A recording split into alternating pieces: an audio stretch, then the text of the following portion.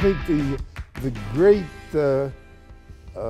project of the Jewish people now is to connect the Jewish people, each one in their own way, to the Torah of the Jewish people, because that's our eternity and that guarantees our survival. So I'm, for instance, thrilled on the night of Shavuot in the land of Israel.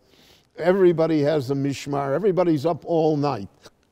So there's a secular mishmar, and there's a mishmar in the kibbutzim, and there's a mishmar in Meir Shorim, and there's a mishmar in all the yeshivot, and there's a mishmar in the synagogues, and the conservatives have a mishmar, the Reform have a mishmar.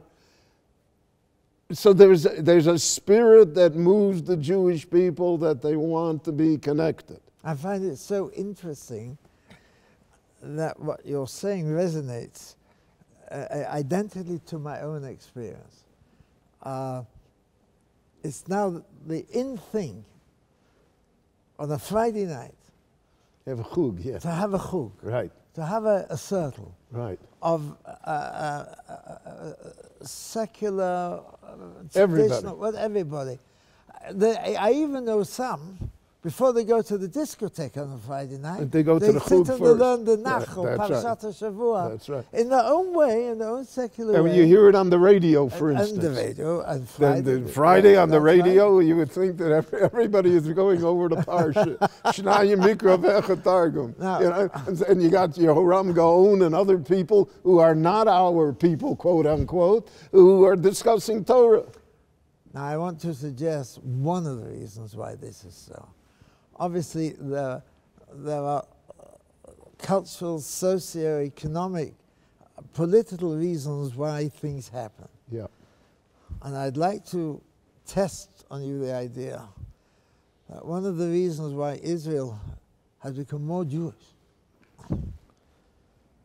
is because of our enemies who have made us realize that the old concept of Zionism, which is to turn us into a normal people, has not and worked. A goy k'chol goyim, has not worked. Has not worked. And will not work. And the reason why it's not worked, among other things, most importantly, is because our enemies will not allow us That's right, to be normal. That's right. In other words, so we have a different normalcy. We have to have our normalcy. We're an Am Segula. That's right. This is what makes Am Segula, right. and it is not only within the boundaries of the country itself.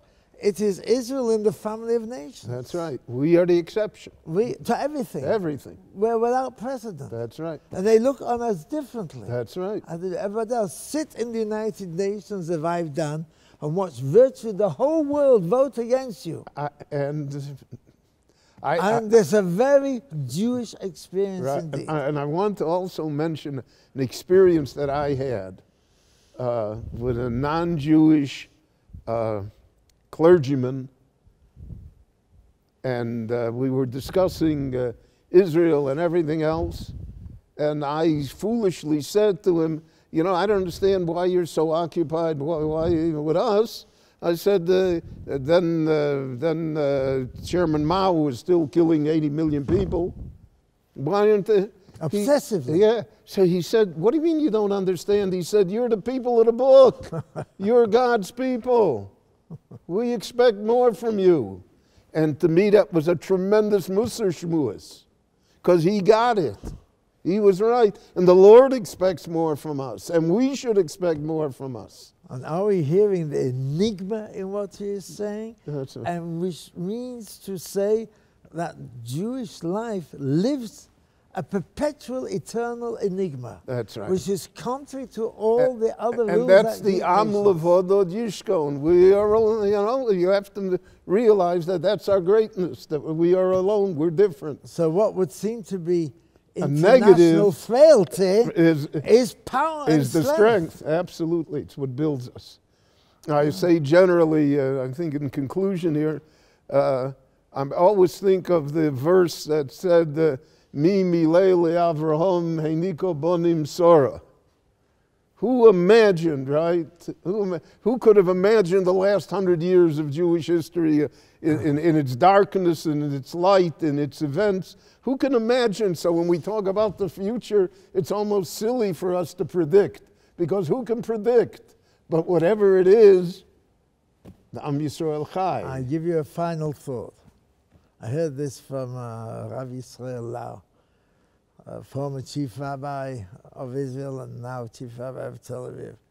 If you take the letters of Yisrael, you find in those letters all the patriarchs and the matriarchs.